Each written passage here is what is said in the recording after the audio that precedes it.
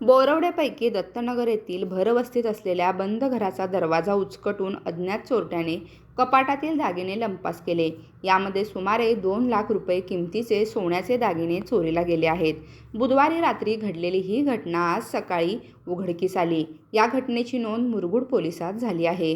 याबाबत पोलीस व घटनास्थळावरून समजलेली माहिती अशी की बिद्री मुदाळतिट्टा या मुख्य रस्त्याला लागून असलेल्या दत्तनगर भागात प्रतीक प्रकाश बोटे यांचे राहते घर आहे. कामानिमित्त त्यांचे सर्व कुटुंबीय घराला कुलूप लावून बाहेरगावी गेले होते.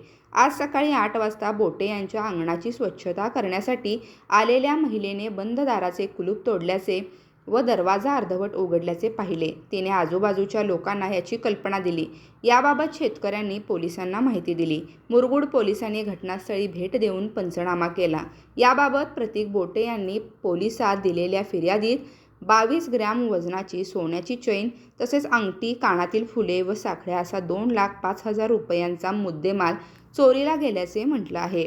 दरम्यान दुपारी ठसे तज्ज्ञांना पाचारण करण्यात आलं होतं. शिवाय श्वान पथकालाही बोलवण्यात आले.